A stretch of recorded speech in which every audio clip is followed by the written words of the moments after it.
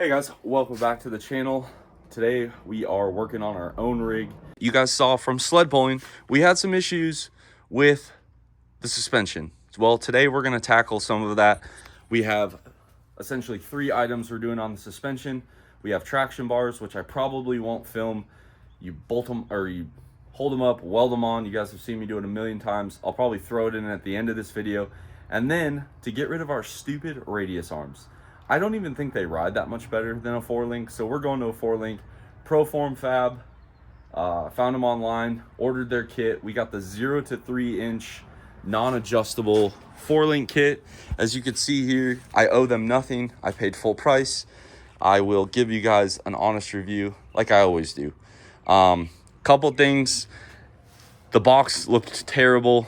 Truly not their fault, is what it is. However, our powder coat did not hold up very well. As you guys can see here, we got some chips. I'm not gonna say one thing or the other. Like, they could have packaged it a little better, sure, but UPS probably also kicked this thing off the truck a few times, and I don't feel like dealing with getting powder coat fixed or anything like that. So we'll just kind of touch up the spots that got dinged up and move on with life. It's not worth it. You guys can see here, they added these caster adjusters here for use with your factory caster bolt. And here's one set of arms, here's the other set of arms.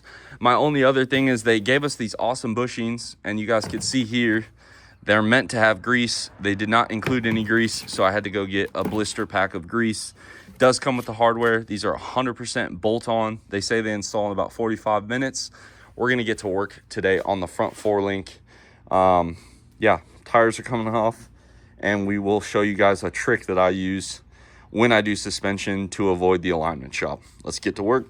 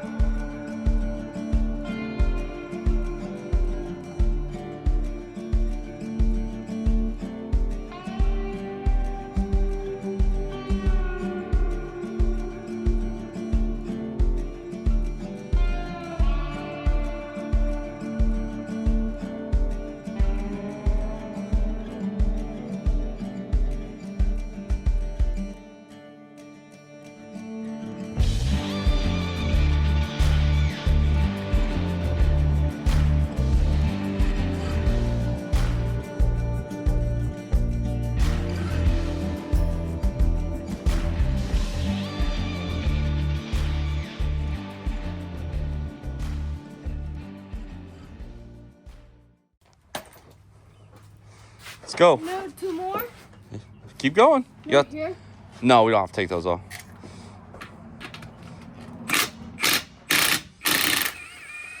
Gotta teach them young. What do you think? Yeah?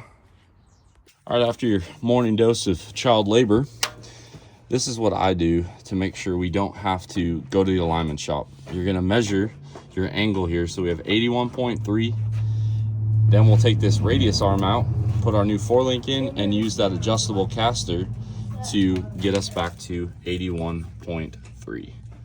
And then we'll do it on the other side, which the measurements will be different, and that's okay. You just need to find a nice flat spot to attach this to. And I think on this, we can go right here by the traction bar mount, or track bar mount. Don't know if I like that. Maybe we could go here. I don't know. What can we grab? There's not a lot of flat stuff on this side.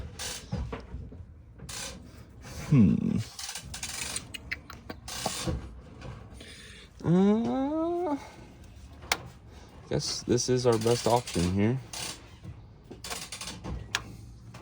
Just kind of go right there. 85.4. And we went right by the track bar mount. So there's our start measurements. Now we'll get to ripping these off. It's 3 bolts. 1, 2, 3.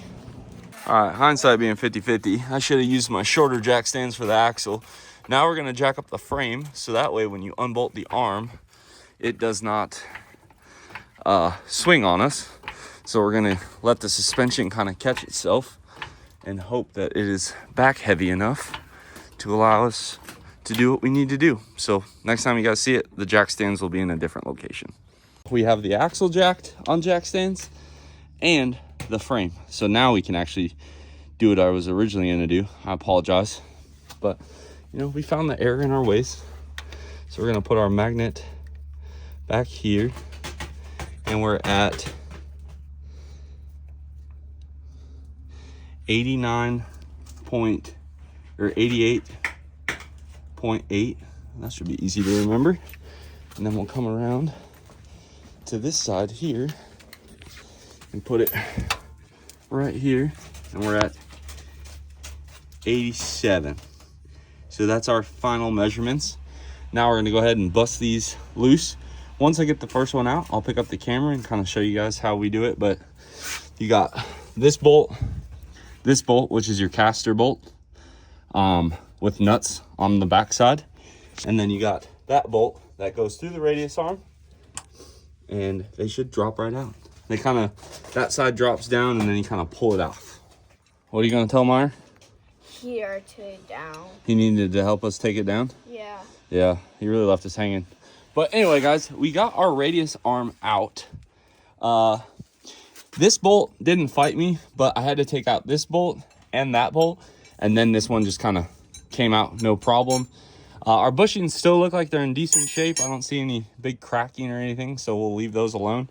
Our bolts are totally reusable, and here is your old radius arm. I'm not gonna lie, it was heavier than I thought it was going to be.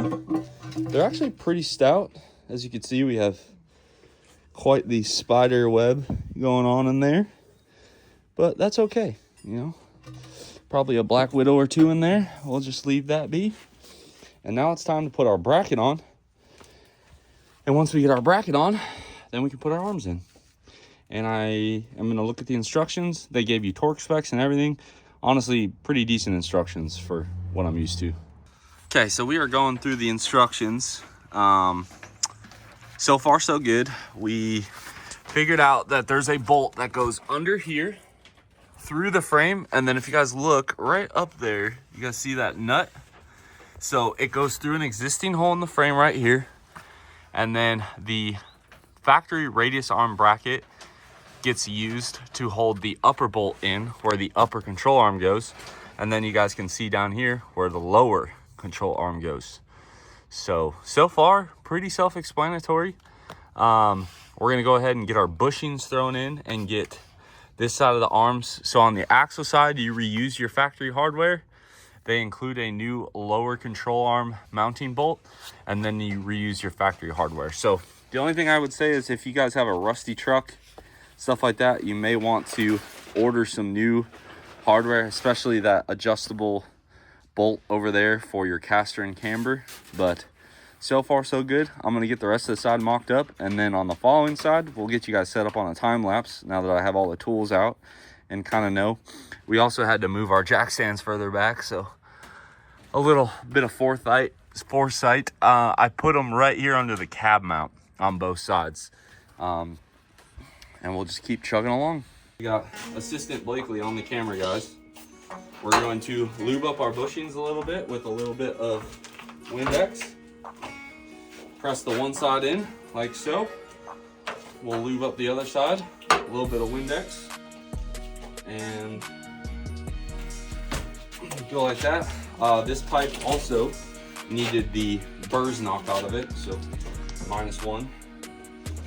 And then we'll put our bushing in. And it doesn't take much. Honestly, you could probably do this with a C-clamp, but we're gonna go ahead press this bushing in. So to get it started here, we'll do that.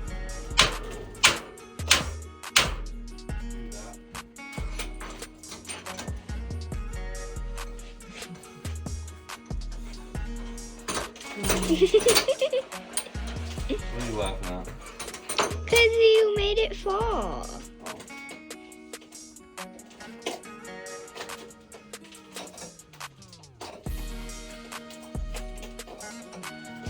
There it goes. Driving this bushing in here. Or I guess this would be the DOM sleeve. In the instructions, they refer to this as a crush sleeve. But we get it centered like that. And now we're gonna go install it. Follow me this way, Blakely. So the non-adjustable one goes on the top. The adjustable one goes on the bottom. And I'm gonna see bolt does fit through, which is always a little slide this in, hopefully. Now.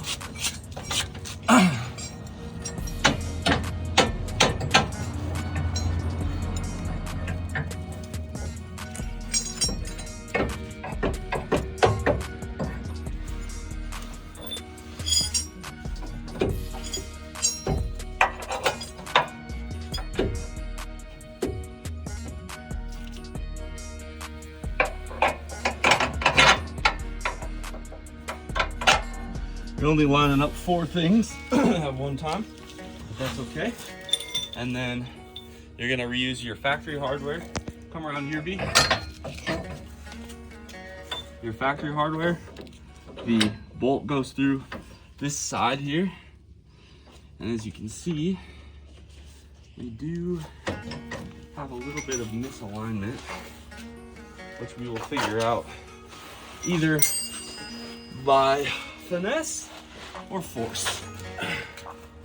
Really just depends. How far we are. So, the axle needs to come. Are you doing the axles like on your trailer? Is this like when I did the axles on my trailer? Yeah. Oh, kinda. The other ones were a lot bigger. Yeah, they're easier. Yeah. Where's that hammer at, Blake? Oh, you have it right here. We got her started now, guys, so we're just gonna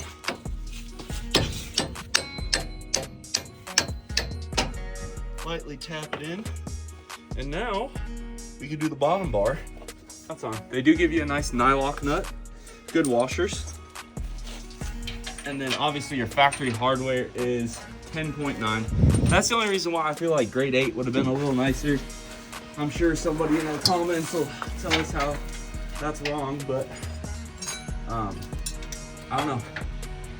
Maybe the strength and analysis or something will tell you differently, but when I'm doing kits, I also probably would have figured out the metric equivalent, since the rest of the truck's metric, and sold the kit with metric hardware. This kit is made in America. I'd say it's safe to say we lost the battle of metric versus standard. But so we got our 1 bolt in going through the frame. We reused our bolt here. We got our lower arm bolt on here. We have our 2 control arm bolts here. And that's kind of how it's gonna look. I'm gonna take over for the lovely Miss Blakely. And honestly, I'm kind of a fan. I'm not sure how the angles are gonna be, but this does look pretty cool. It does hang down quite a bit, but let's be real, this is a pavement princess, so it really doesn't matter all that much. I got to get the caster bolts in there, and then we can set our angle. I'm probably gonna set the angle back just a little bit more, maybe give it another ½ degree so it goes down the road nice and smooth. But honestly, for install, fit and finish, very nice. The powder coat, the grade 5 hardware, but other than that, this kit has honestly installed very well. And other than, again, the powder coat and the bolts, I would buy it again. I mean, I would buy it again regardless. I'm curious to see how it rides, but it looks well fabricated, looks well designed, and again, made in America. We'll get this side finished up, and then we'll time lapse you guys over on the other side, ripping it off. They recommend that you do not tighten anything until both sides are done.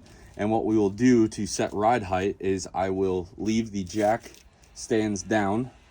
I will relieve the tension from the axle, or from the frame rather, so we have a true ride height, and go from there.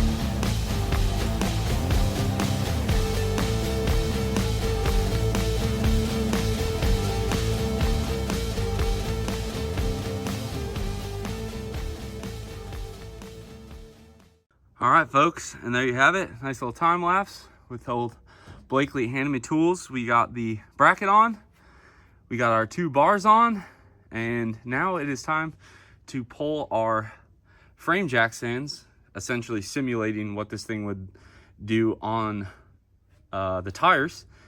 And we will set our driveline angle as well as torque everything to spec.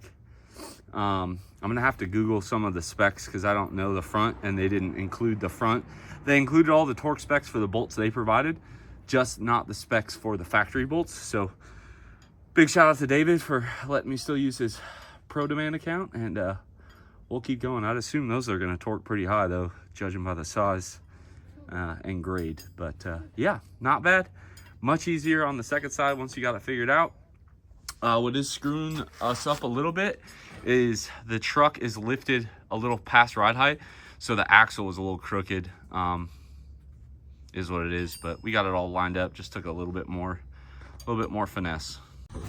All right, so I don't want to be the bearer of bad news here, but we're a little close to the frame. So I reached out to them on Instagram, and he said, wow, they've actually never had one of these kits installed on a truck this close to stock, because we only have the 3/4 inch coil springs on the front. So they are going to send me out a bent bar here to give us more clearance on the frame. As you can see, I can't even get my finger through there. I will keep you guys updated, I suppose. So for right now, I'm going to put a pause in this video. I'm going to just tighten everything up and put the tires back on it so we can get it spun around and do our traction bars. And I have other stuff I need to work on. So kind of sucks, but kind of is what it is at the same time.